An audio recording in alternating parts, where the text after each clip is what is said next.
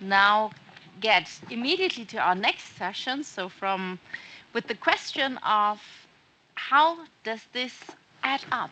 So how does this add up, the conference, the discussions, and we have some interesting perspectives here, and the session is led by Sabrine Dekker.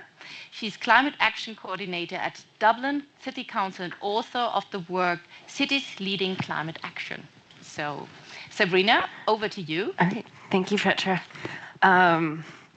Very excited to host this panel because I'm definitely one of the people that has to implement the research and put it into practice. So I'm looking forward to Moritz Schwarz's presentation on the policies that have achieved major emissions. He is a postdoctoral researcher at TU Berlin and Peak.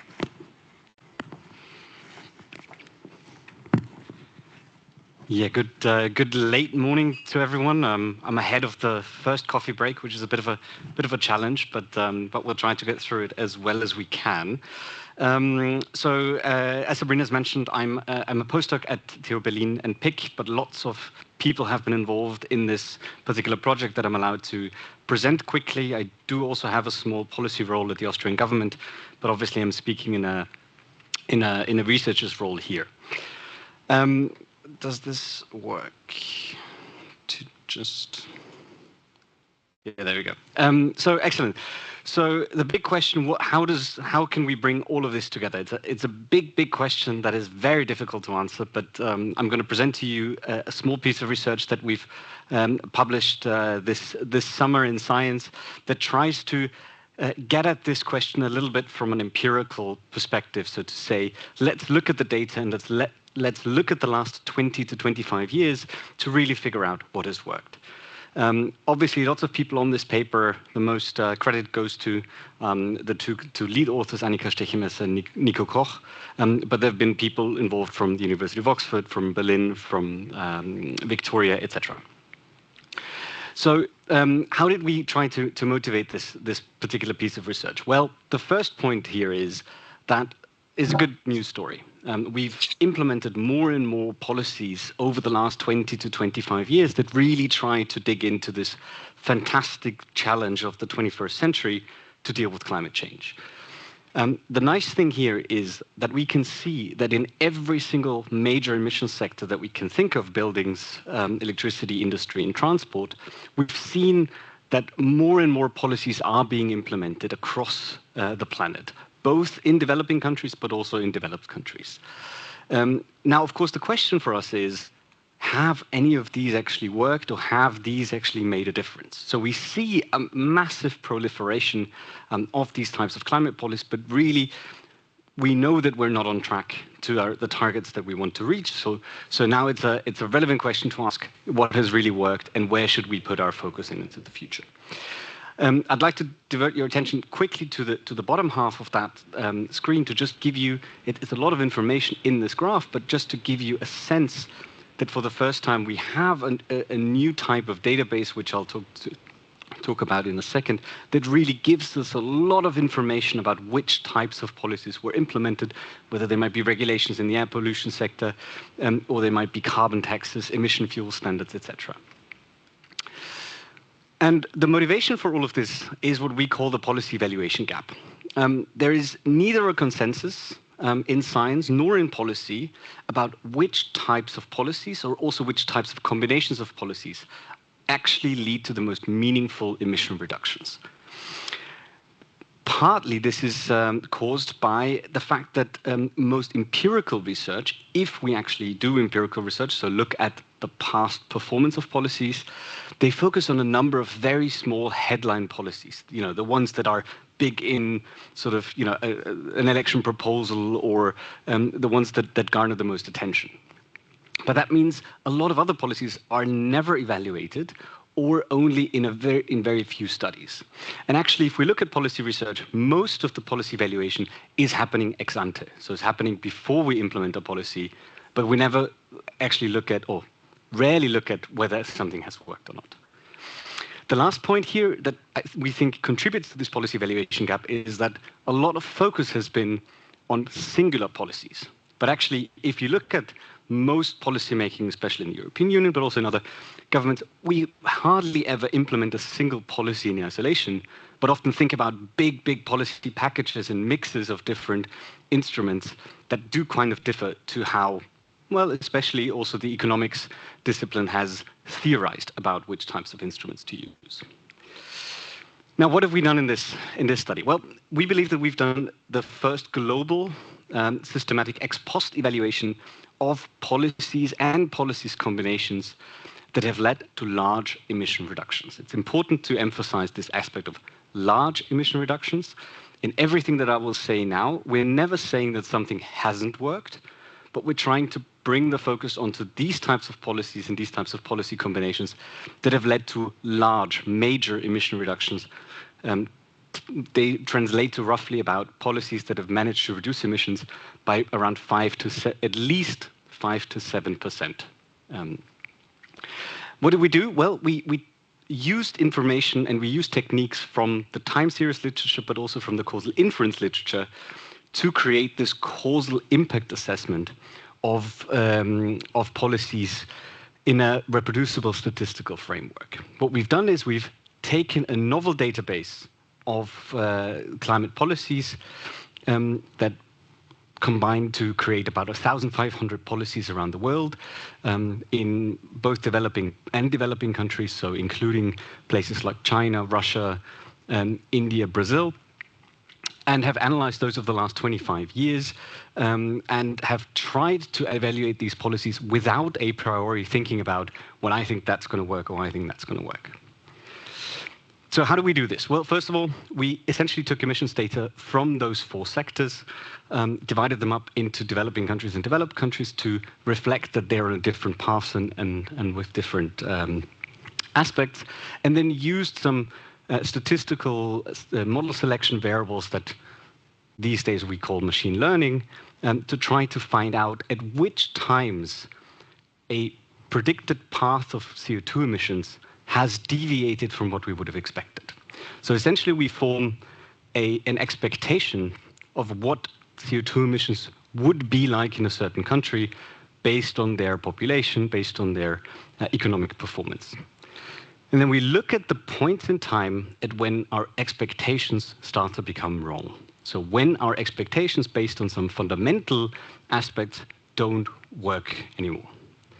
And the nice thing here, because we embedded in a causal framework and we embedded into what we call a control group, is the fact that we can really then, in a causal way, identify when these pathways of CO2 emissions don't fit what we would expect based on their long-term trajectories. Now, let's go away from methodology and let's look at what we can sort of think about based on these results. Well, first of all, we find 69 instances over the last 25 years where we see a major and structural change in sectors across the world that we can point to, which we call so-called success stories. So in 69 cases, we can identify that policies have actually made a difference in the trajectory of carbon emissions that we're interested in. Our average emission reduction of those success stories is about 19% across the entire sample. So this is a really, really major reduction in CO2 emissions in these individual sectors. We do find that these emission reductions are on a magnitude that matches some of the zero emission pledges, but in its totality, they of course don't. We do not find a single country that has managed to create a success story in every sector. We also find a number of countries that have not had a single successful structural transformation. I'll go into a little bit of detail, sort of on a few examples of what we can see from these different examples, and then try to sort of get to a more meta understanding of what we can then say about which policies work and which don't. So let's dive into those a little bit. So once we've identified these departures from an expected path, we try to go to this novel database of climate policies that I showed you on an earlier slide, and really try to think about which types of policies have been implemented in the vicinity of this particular departure of policy expectations. Now, it's clear that the identification of this structural break, as we call it, is done in a causal framework. This policy attribution aspect here is a little bit more of a sort of descriptive approach to our entire study. So that's important to keep in mind.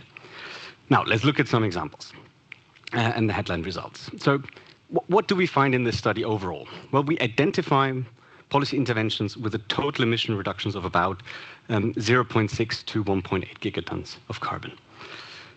If we look at the emissions gap report from UNEP, then we see that we can close this gap of 23 billion tons by about 26 to 41% if we were to implement these types of policies in the countries that we've analyzed. We also find that climate policies are more effective as part of a mix. So we compare when policies are implemented alone, and we compare when policies are implemented in a wider mix. We also see that developed and developing countries have different climate policy needs. So if we come with the standard economics lens and say, well, just implement a carbon price and you'll be fine, we see that this is not likely to work in all countries. Even though I've said this, we do find that pricing policies, carbon prices, fuel taxes, etc., tend to amplify other policies that can be implemented. So that's a really interesting, and for the economics profession, a slightly calming result. But okay, let's look at some examples. I've chosen from each sector one example that can illustrate what we find in this study. So we identified two structural changes in the electricity sector in the UK that exemplify that the electricity sector before 2013 and the electricity sector after 2013 in the UK are structurally different. What can we attribute this to? So the small squares you see at the bottom are all of the policies that were implemented in that time and that we can then analyze through literature research, etc. But we see that really the UK has managed to decarbonize a major part of its electricity sector and phase out coal following the 2013 introduction of a carbon price floor, as well as a number of other command and control measures that were implemented in that time. That managed to reduce carbon emissions in this sector by about 45%, which is a really, really great success story for other countries as well. We can look at Norway. Well, we discussed it yesterday very briefly. We can look at the transport sector in Norway, where we see a reduction of over 35% in carbon emissions following a number of regulation changes on how we treat electric vehicles, but also by introducing price-based reductions on tax on Norwegian electric vehicles. We can look at a country like Germany in the transport sector as well, where we see that a number of changes to the tax code in the early 2000s have led to carbon emission reductions of around 15 to 17%, as well as an introduction of a truck toll that has worked in Germany. We'll go to the last two examples of industry and buildings. We see that even though in China carbon emissions have been rising, we see that they would have been even higher without the implementation of the pilot ETS scheme, without the major fossil fuel subsidy reforms that have happened following the Paris Agreement. Similar context we see from Sweden that has really managed to reduce carbon emissions in its building sector following the constant tightening of their carbon tax from the 90s onwards. Now, if we sort of take a step back and depart these individual examples, we can try to put numbers and insights onto which types of policies work better alone, as a mix, or in combination with carbon pricing. I'm not going to go into the details here, but this should just give you an insight into that we can, using these types of techniques, try to really create together these policy mixes that could work well. What you see here, for example, is that always the left side of a particular policy is the representation of when it is implemented in a mix versus if it's implemented as a standalone policy. And there we really see that we really should be thinking of policies as complements to each other rather than as singular policies that work. I'll give you one example as well of how this then looks in our dashboard, which I'll point to in a minute. But for example, this is an example of adoption subsidies in the transport sector, where we can see that, first of all, they rarely ever get implemented as a package, only in 15 out of 76 times that we see in our database. But actually, if they get implemented alone without anything to complement to, we actually never find a single instance of these types of policies that seem to work. So that really exemplifies that if I'm thinking about implementing these types of policies, I do need to think about how they can be complemented. This is the dashboard that I've mentioned. We've tried to create an example for each of the countries and each of the success cases that we really have identified, so enabling people to go into individual country examples, but also to think about the policies from a meta perspective. Right. What does this all tell us for policy? So if we take all of the insights that we've seen from our paper, then we really see that developing countries and developed countries and high growth sectors and low growth sectors need to be approached differently. In high growth sectors like the industry sector or the electricity sector in developing countries, we're not going to be successful if we focus on carbon pricing. Often these sectors are not liberalized, and so if we think about this from the standard economics perspective, then we're probably not going to be successful. So there we need to focus on efficiency standards, technology standards, and avoiding the lock-in that we could expect from a high-growth sector. When we think about the industry sector in Europe or the electricity sector in Europe, where you don't have a lot of growth anymore, but the sector is very well established, then we really need to think about how carbon pricing can send those long-term signals to industry to align their investments and to support them in adopting new technologies in a competitive way. We also find that especially those sectors where you have a lot of actors, like the building sector and transport, we do need to focus on a wide array of instruments. So it's probably the wrong idea to think about a singular policy instrument to deal with these types of sectors. And that's really, really important for the policy debate. From earlier research, we also know that especially in developing countries or where state-owned enterprises still play a major role, we do need to leverage them as key actors for climate action.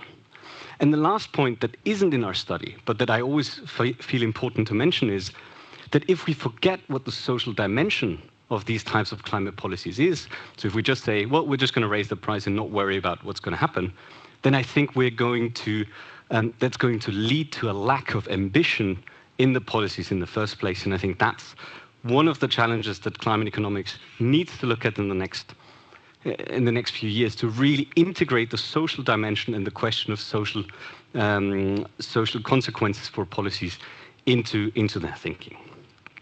So, last slide. What did we find? Well, in our study, it's the first trial to contribute to a debate. There's lots of things we would have liked to do on top of that, and we are not claiming to have settled that debate at all. But we do find that we can identify emission reductions on a scale that matches the zero-emission targets, but of course they need to be massively scaled up to rise to the challenge. We find that pricing is a crucial element, and especially a crucial complement to policy mixes, and we need to depart this thinking of one size fits all in all sectors and in all types of environments. Thank you. Thank you, Moritz. I'd like to invite Anker Nilssen to the stage. He is a senior advisor with the Confederation of Norwegian Enterprise. I am not sure if Jan Minx is here. Hi. Or he's online. Perfect. So have a seat. Hi, it's me too. And I'll invite perhaps Per for you, and then go to Jan online, your reflections and your thoughts or comments on how does it all add up? Yeah, well, thank you. How many days do we have? Many. Well, Okay, we gotta. I think we have a formidable task ahead, and I think that policymakers haven't really understood the scale of it all, and also then climate scientists says, we do have little time, and in my view, too little time to manage this transition. And I think the fact that we are leaving one energy system behind and adopting a totally new energy system with much more complexity it's difficult, and as I said, it's not understood well, and we have to scale up immediately, quickly, and yeah, I mean that's the judgment really. I had a slide. I don't know if I can have it on, but I'm on this panel. I'm probably more representing European business than Norwegian business. I've been with Business Europe, where my Confederation is a member, and we had last year a big study together with a consultant looking at scenarios towards 2050 with light on competitiveness and of course energy prices. And we had two scenarios, one managed scenarios with an optimistic one, and one more frustrated scenario where more like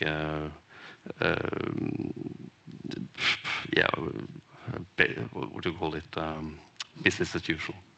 But both went to net zero. And even a very short result from that study is that even if we manage to invest and build all the necessary infrastructure, all the offshore wind, all the biomethane, biomass, all the energy storage infrastructure, all the flexibility, all the stuff we need, we still will have 50% higher energy prices in Europe than in the US and China. If we do not manage this well, we will have 2 and 3 times higher. So for business, of course, this is a dilemma, and what we fear, of course, if Europe can't get this transition right, we will lose at least energy-intensive industry.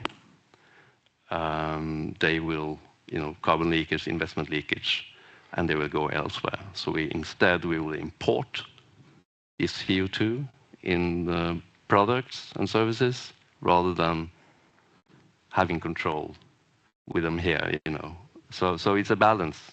You can go in front of the flock, but you shouldn't lose them out of sight. So that is kind of the short story from a business perspective. Thank you. You kind of preempted my question for me, so I'll have to rethink my question now for you. Oh, sorry. That's all right. Can we go to Jens online? Yeah, hello everybody. Thanks, Moritz, for this great presentation. I think it's a very important piece that Moritz has brought to us here, because I mean it shows success stories, but it also shows the lack of ambition. 2 to 3 success stories per year on average is not enough. I think it's also what we learned from this study, and so we need to really scale, and having a policy database of 1,500 policies and having a small fraction of success stories from that also highlights that lack of ambition and the importance of this work, because there is this policy evaluation gap, and I think ambition is reflected or should be reflected in our willingness to evaluate. So, for example, in the UK, at the in the UK Department for Energy Security and Net Zero, they have an evaluation group, and they are evaluating the policies as they get implemented, and they are learning from these implementations, and they are actually changing the policies if they realize something is not working in a way they expect, and we need to do this. That's kind of my first point. The second point is obviously we also need to learn from the entire body of evidence that we have on what works, which means we have evaluated stuff already, not in all areas, but and we need to start synthesizing this evidence. And this is another gap that we have, an evidence synthesis gap in this space, that we have done a really bad job also in the science to basically learn from this evidence and synthesize and basically learn from it. In the modeling community, we have done a much better job in climate. We have what is called model into comparison exercises, where we actually learn from a whole fleet of models on what might be a robust insight and what might not be a robust insight. We are doing science here, so primary studies are often biased and sometimes wrong, and obviously we also need to learn from this. But there is right now no culture that we have to actually do this. And there we need to look out into other fields, into education, into crime, into health, where they are actually doing it. Why are they doing it there? Because the costs can be felt, like treating patients not in the right way, people dying earlier, suffering, was not ethically acceptable. But I would argue here it's equally unacceptable in the space of climate, where also people are dying from climate change, where people are suffering from the lack of ambition and from insufficiently well-designed policies. And so it is basically our responsibility, I would argue, that we take this challenge very seriously and close the evaluation gap and the related synthesis gap and use the methods that we have to do so. Thanks. Thank you. Just going to scrap all of my questions right now. But I will, before I go to Frank, I think just because I'm in that position where I feel a lot of the conversation has come around systems change, and you're speaking to it very much there, Jens. And Maria mentioned it, we're national, local government. It's to the governance structures. In your research, in your experience as supporting businesses, and from my perspective as a local government representative, were there governance structures that stand out that support us thinking differently and thinking more broadly, and not just from the economic perspective? Because looking at your research, it struck me as what's also happening in the background, what additional policies are complementing that aren't economic in their focus?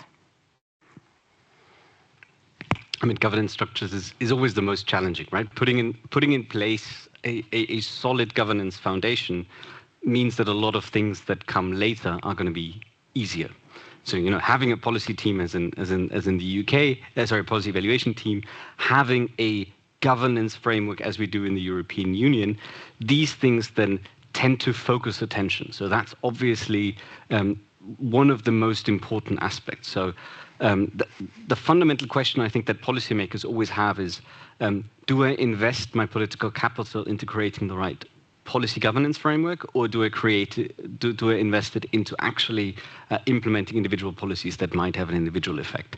And I'm not quite sure what the right setup of that should be. I do think that the European Union, at least in its sort of internal market policies, in its climate policy framework policies, has shown, setting a target first, then devising the number of policies that are going to get us to that target, and then only debating about how am I going to reach the path that I've set myself, has proved quite successful also in the political sphere. Whether that could translate into other countries, I'm not quite so sure.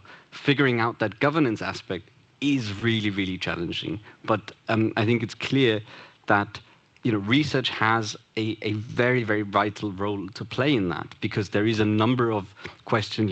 We've talked about, you've talked about hydrogen, you've talked about energy, we've talked about energy grids. These kind of questions, if I don't have the framework around them to finance them as well, EIB mentioned this before, then it's going to be very, very difficult for us to achieve the path that we set ourselves. Yeah, so obviously I agree. From a practical point of view, now we have a problem with policy not being implementing. The Commission is kind of running far in front of the member states, and we need the member states to come along. And if you read the Draghi report, I think it's 400 or 500 pages, but what it says is complete the single market, build down the barriers, make things work. And this is, we have a Norwegian word called dugnad, which means that everyone does his or her part. And you have to do it together, And we cannot have barriers in Europe if we want to make this happen. And barriers have to be built down, and all this infrastructure has to come somehow. And we have a queue now of project that doesn't get online because there's no energy access, no sustainable energy access. Because there might be, we're talking about, we are bragging about how we constantly build out capacity, renewable capacity. But these electrons actually has to come to the industry or the household or whoever is using it. And that's a total different matter. The grid is lagging behind, interconnect is lagging behind, and you have policy barriers all over the place. Jan? Yeah, I think what we also need to think about is to think of forums for exchange. So, for example, the OECD right now has started what is called the Inclusive Forum on Carbon Mitigation Approaches, where actually also countries start discussing with each other about their experience with past policies. What has worked, what has not worked.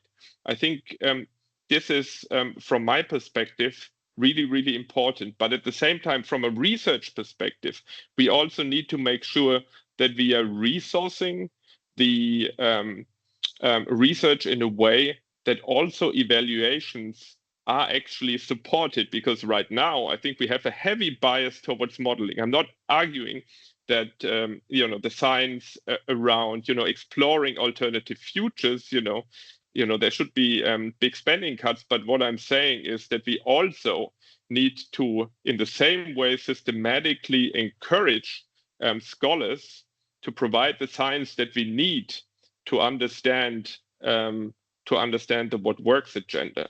From my perspective, this is critically important. On top of that, obviously, if you just give, say, money to scientists and let them run, they will not deliver what is needed. That's very clear, right? So we need to really also think about how producers of evidence, users of evidence are coming together and think about, the right questions and then ways of answering in a good way. Again, there are very promising approaches that you find in the health sciences, where they have community of practice, even of living evidence, where evidence as it emerges is basically taken up and synthesized into evidence that is available to policymakers, because that's another disconnect that we are always facing, that evidence is not available on the questions when we need the evidence. And so another very, very important point from my perspective to address, but I fully agree with Moritz, it's very fundamental that we have a governance structure in place where actually evaluation is built into the process. And we are seeing still too few governments that are willing to evaluate what they are doing. And I think this is, for me, a fundamental precondition to change. and to becoming more effective. And beyond effectiveness, I think that's my last point, we also need to think about efficiency, because, you know, the point that we are that we are not discussing here is how much has it cost to achieve those major emission reductions. There might be very interesting differences to learn from. And again, you know, I would like to see how those policy packages that Moritz has discussed, how they differ in terms of, you know, what we had to put into them in order to make them in order to make them happen. We have questions from the audience. I'm not going to throw it because I'm probably going to knock somebody unconscious. Thank you. So thanks very much. Great, it's a great study, Moritz, and thanks for the to Per and Jan also for your comments. It's really to all three of you actually, but picking up on something that Per mentioned, the CBAM, and it's what do we mean by success of a climate policy? And if I understood your study correctly, the metric of success is what everybody uses, which is reduction in territorial emissions.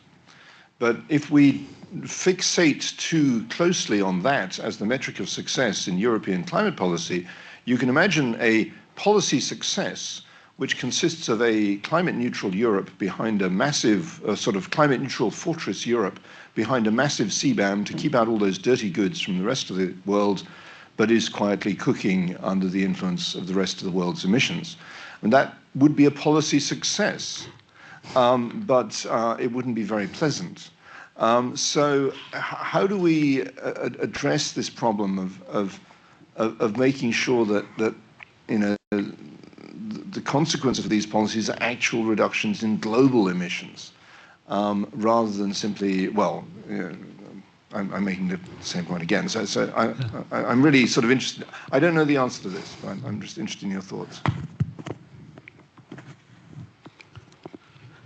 I don't know how to answer really, but I think, you know, CBAM is high risk adventure, really, really high risk, and it's very, very brave, because I think that Europe, in its arrogancy, perhaps, thinks that they can govern the world markets and that the others will actually do the same.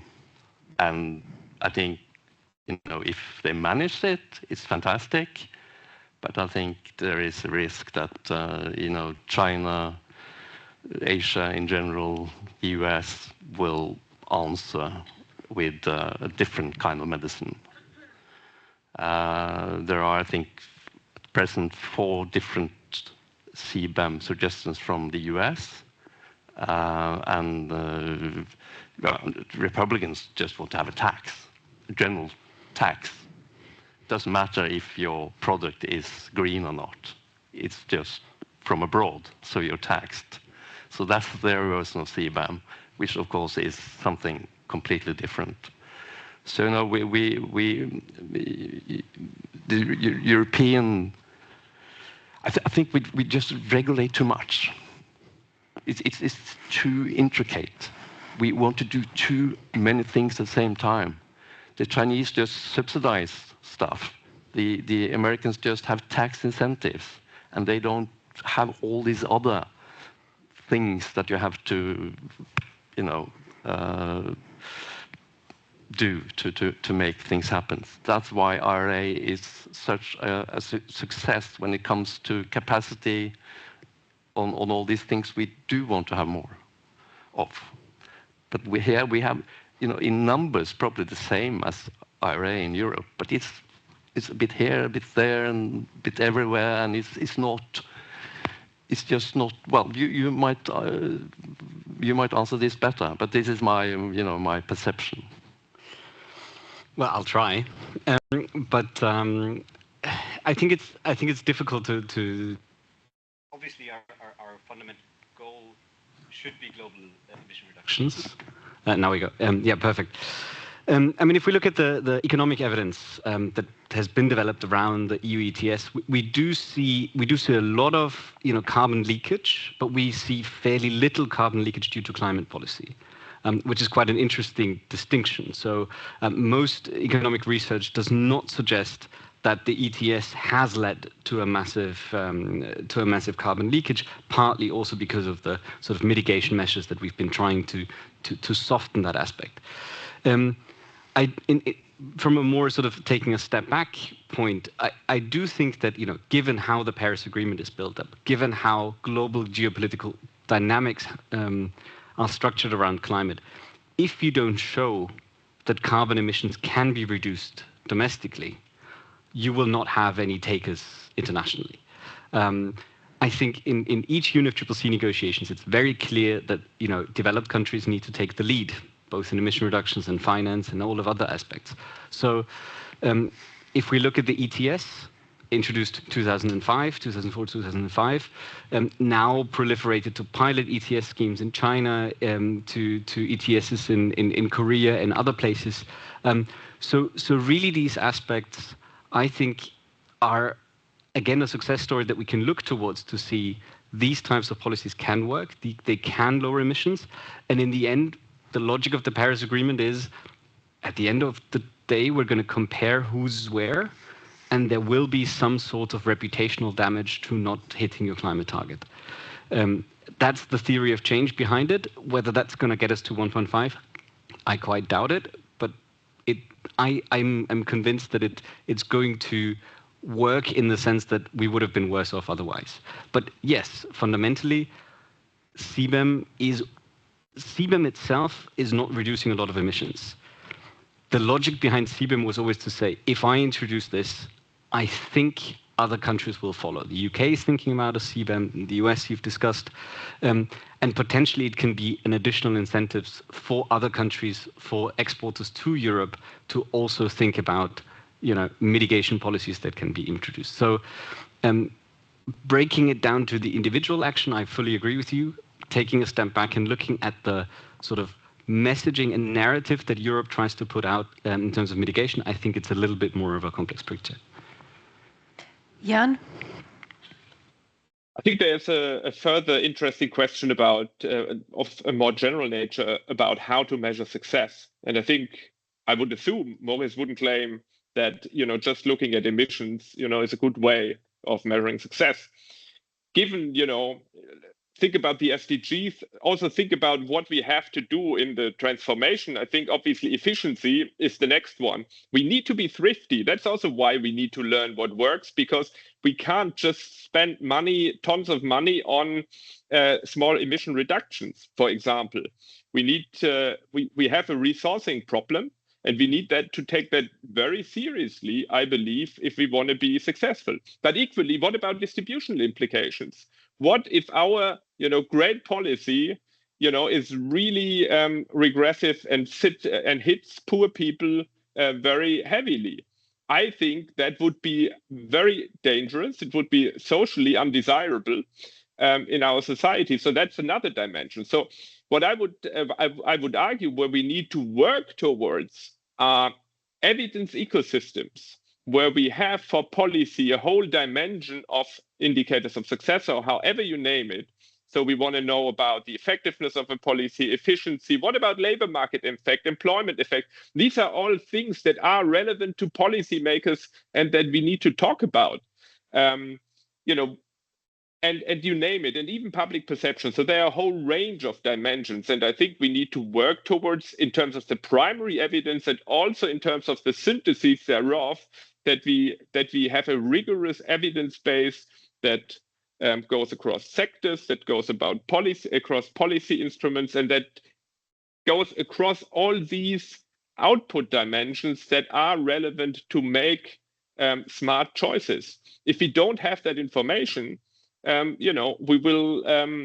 So if we don't know about these other dimensions, we will make, you know, policy decisions that we may regret later. And I think this is really something that is doable, and we should do it. Yeah. There was a competition with hands here. Frank, you. Frank, you're being very nice. So Philippe Lukens from European Commission DG Research. First, I want to really thank the organizers for this excellent session. I'm attending a lot of events, conference, and we often hear always the same things. Here it's a bit different, so congrats, and I will surely take the extract from this event and send it to my colleagues in the Commission, to the relevant colleagues, because this is an area that is key. Your comments, Jan, and your presentation was absolutely outstanding. And my question is as follows. So when we prepare policy, we have to contribute or write an impact assessment. You talked about policy evaluation. What would be the recommendation that you would give to the Commission to improve the ex-ante impact assessment to be able to evaluate the policy better afterwards? Thank you. Simple question. So I have a long list. I have a long list. The first one would be, lots of impact assessments tend to depend on a number of very limited economic models. We know a number of models that have been used for the last 20 to 30 years, even though they might do a very bad job at representing the same dynamics that we're actually interested in. I think we know from the IEM community, for example, representing these reducing costs of new technologies like solar, wind, etc., is really difficult to do in certain models. So sticking to these types of types of models then very much changes how you can evaluate your policy going forward. So I guess the first point is policy evaluation and historical empirical research needs to play a much bigger role. The second one would be, it's difficult from a political standpoint, I know, but would be to open up the types of models that you use and to make transparent the way that impact assessment is carried out. The last point would be to, as a standard, implement 5 years after a policy evaluation that's already baked into the impact assessment. So to check a number of years later as to how well the impact assessment has actually worked. I think those would be the three aspects. First one, more empirical approaches. Second one is transparency. And the third one would be to bring in an evaluation aspect. I know it's not always easy, politically and with what you share, but I think those would be the 3 points. And if I may add, I miss one thing in particular, and that is following the CO2 flows, the trade flows. I think it would be very, very important, to see if your policy is actually working. Because if, we just import the CO2 instead, then, it's a failure. And to just add to this, you've asked for concrete points. I think we got to be clear that the Commission is doing much more than most other countries and most other governments in trying to really bake this in.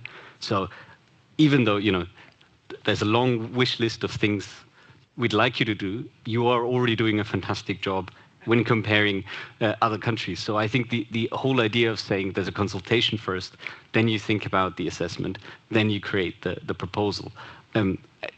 We talked about governance before. I think that's a very nice governance example. I do think, of course, there's potential to widen up that debate a bit. Jan? Yeah, just a couple of points on top. I think Moritz covered it extremely well already. I think there's also space for improving models based on ex post information. So the calibration of models, for example, I think is often quite ad hoc, and we can't say that the best evidence is used. And this is a very important and way of improving this. But then also just thinking more holistically about policy evaluation, which includes ex ante and ex post, I think, rather than of two separate communities, is something that we need to learn. That's actually very interesting because that's happening also like in the IPCC, where we always have scenario chapters and policy chapters. I think we really need to bring that together, because they should be providing us with complementary information. And very concretely to your question, I think obviously having models that give us an idea, what an impact it would be, but then having like an ex post evaluation in line with that continuously then tracks whether or not we are doing that, in fact, and improves the policy if it doesn't. I think would be super important, and that would also then help us, if you do this carefully, to improve the models, because we will be over time learn where they might be better and where they might be worse. Could I just add one tiny point that came when Jan was speaking? I think that the last element, and that's really difficult in the policy sphere, but I think that could be, a major change in how we think about policy success, would be the incorporation of uncertainty. Most impact assessments do not consider uncertainty at all. You need to put in one number, because that one number is going to be communicated. But especially in the scientific community, we know how important a clear representation of uncertainty is. And I think that is a paradigm shift that's very difficult to implement, but that would be quite high up on my list somewhere. Frank and Maria, you might take both your questions together. Yeah, well, thanks. It's a really excellent conversation. Maurice, I missed the start of your presentation, but at the end I just caught this thing about the illiberal situations where we're not, in Europe and since the Kyoto Protocol, the markets were going to solve everything, but maybe the markets don't solve everything. And I was just wondering what percentage of emissions, say from the energy sector, are controlled by the illiberal regimes. Then, Per, you obviously, you're making all of the right points, and you clearly buy into the open market and free market thinking. But you also, you said you and your group got a consultant or a consultancy to come up with an analysis of energy prices, and the best outcome would be a 50% increase in energy prices. And if we didn't do the best implementation, we get to 2 to 3 times. And that simple message goes straight to the decision maker's heart in terms of what are we up to here. So that sort of trumps, the whole gamut of analysis that, the IPCC, et cetera, will deal with. So how can we, I suppose, have the sort of simple messages for climate that says, no, yeah, this might cost us a bit more, but the value is in doing it. And then, Jan, really appreciate your vision about the living evidence, but could you be more specific on the systems and structures that we should put in place to crystallize that for climate, and particularly for climate neutrality, if you have any views on that? So that's Right. Yeah, thank you very much. It's been a very interesting conversation. I think that some points made were very, very good, very interesting to go forward. Distributional impacts is a very key issue to deploy policies. There are been some experiences already in my country, in Spain. We did it in a way that looks like you are explaining that they should be. We did a plan. The plan has an impact assessment, including distributional impacts and including job creation. But then we had to deploy the measures of the plan. Every time a measure was deployed, a reassessment of the distributional impacts and the employment creation was done. Yet, some of the policies were not delivering as fast as you wish. And this is one of my questions. How you value the time a policy needs to be deployed and effectively produce results. And my second question is, sometimes you figure out that the obstacles for the effectiveness of the policy are not related to how you shape the policy. They are related to other factors that need to be well understood and that are contextual to where the policy is implemented. So, how we can combine that?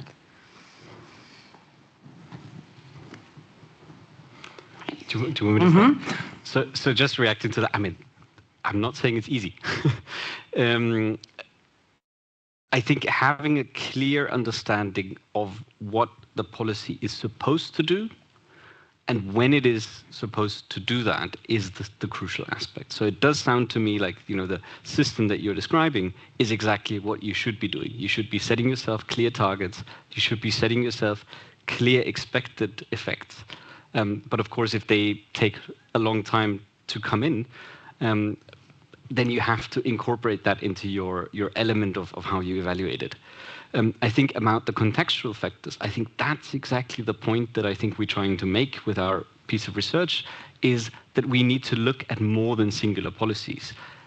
We see this with inflation at the moment, that especially the Bank of England says, you know, we're not going to be able to cut interest rates quickly because there are so many contextual factors in the labor force or whatever that prevent us from actually doing that.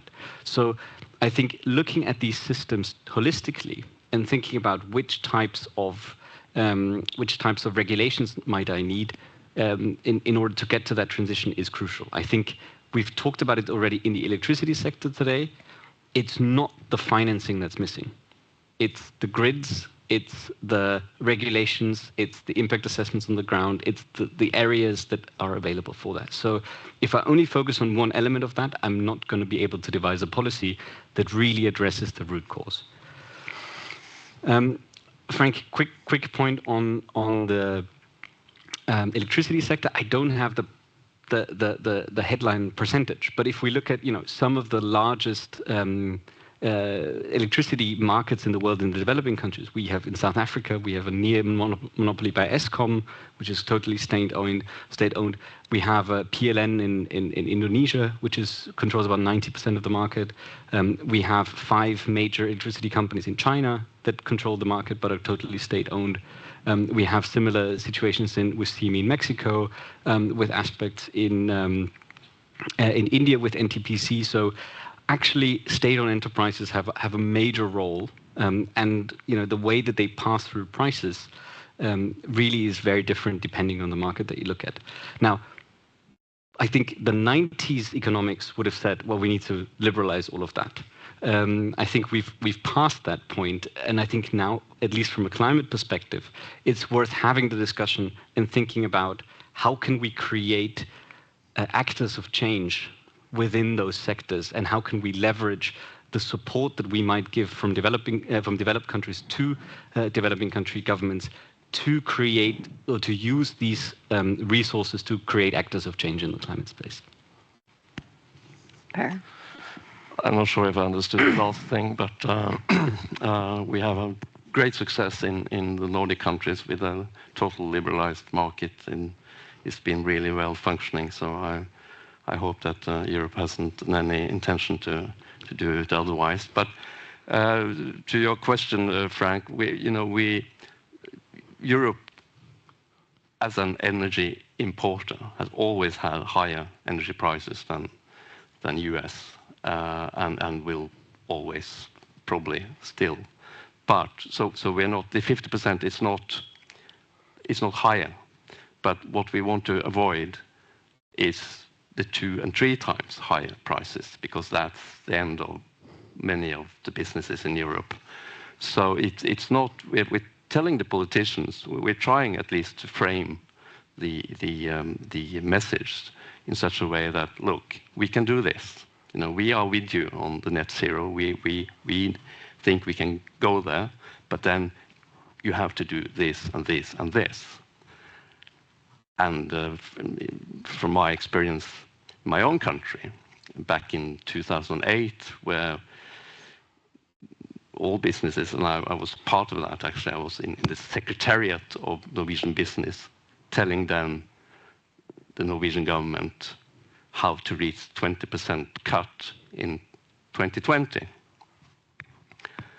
And the politicians laughed at us and said, what, just 20%?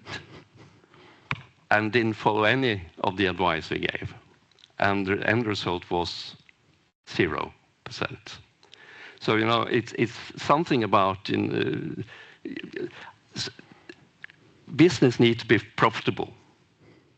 because they are going to pay salaries, they're going to pay taxes. So it's nothing wrong to be profitable. But if the business is not profitable, they will just die. So we have to have a more dynamic, I think, conversation. And there are, of course, business laggards. There are business champions. And you know, my constituency is everyone is there. You know, it's a very difficult. We seldom speak with one voice. But on this overall stuff, we do actually have a general idea of what we need. And we look with envy on the US, who gets all these tax incentives, you know, to manage stuff. And here it's, you know, it's more like the whip. So it's a total different way of handling things. It's probably not a good answer, but. Jan? Thanks, Frank. Let me start with the ending of your question. So what's the particular role for climate neutrality of all of this? I would now make a bold claim. I would say, you know, we roughly know where to go. We roughly know, you know, what we need. It's an implementation challenge, and the science of implementation is evaluation and synthesis. So I think that's what I would say is the relevance of this. And we have been not doing a good job as a scientific community, as a policy community to promote this. We are lacking an evidence synthesis infrastructure. We don't have a culture of even doing syntheses of evaluations in a rigorous way. We are not using the methods. We think it's fine that people are just writing reviews, which are frequently wrong, and sending the wrong message, reflecting the views of individual scholars on particular instruments. We cannot afford this. So what we need is a sustained investment into evaluation of primary research and evidence synthesis therein. I think the timing is good. People are going now into this space. The Wellcome Trust, just in the context of an SDG meeting in New York in September, has made a £45 million investment over the next 5 years into evidence synthesis infrastructure. That I think is critical, but it needs to be matched also in the climate space, because the Wellcome Trust is essentially a health funder doing also some climate and health work, but we need to see this much more broadly. And I think so we need really funding for evidence synthesis work, also to strengthen now the AR7 assessment, because otherwise we will see a policy chapter coming out of the next IPCC report, which looks like the previous ones. And I think we can do a better job because a lot of evidence is already there. So basically, we need funders now to come together and, you know, put money together in a pot and really support this activity, support the primary work as well, because every systematic review that we are doing, for example, one on carbon pricing, that 25 out of 70 carbon pricing schemes are assessed in the scientific literature. That's poor. We need to be much better with this, and this is actually true for all groups of policy instruments. And so I think a systematic shift there is really important. The last bit on the living is obviously nice and it's very interesting, but I'm less concerned about this area because there are now already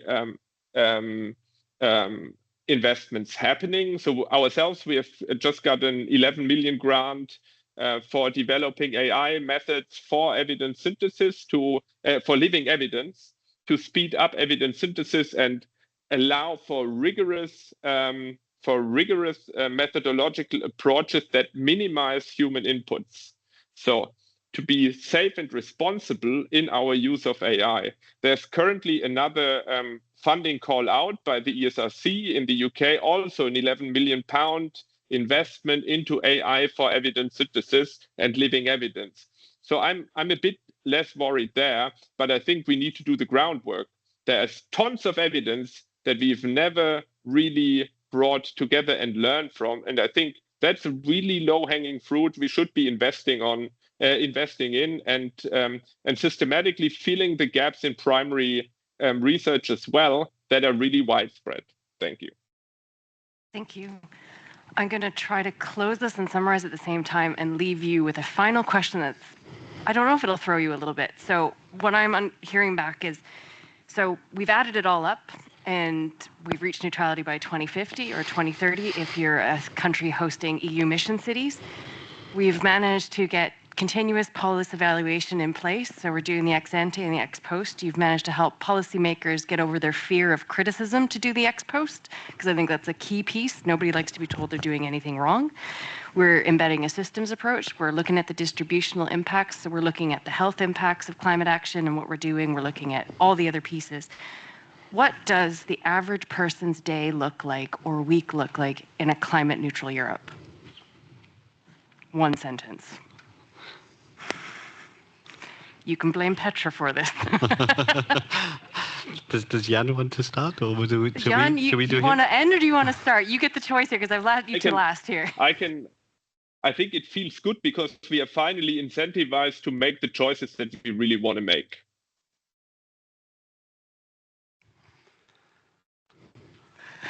I hope it's not so different from today. I think we can go about our lives as we are used to, and we'll do it in a less pollutive and more sustainable way. And I think we'll get there. But if it's 2050 or later, I'm not so sure. That's what we hope. Really difficult question. I think the effects of climate change will be much more visible to us, but we'll have built useful adaptation aspects that help us deal with the everyday climate. I think we'll have higher living standards and higher perceptions of daily lives with the technologies that have helped us. But I think, you know, even if you're neutral in 2050 yourself, as Miles has mentioned, there's a big old world around there that has the same challenge and might still have this challenge going on. So I think it's going to be an uncomfortable topic for quite a while, even though certain aspects of it might be able to be improved. Thank you. And it's coffee, I believe. Thanks a lot for a very interesting discussion.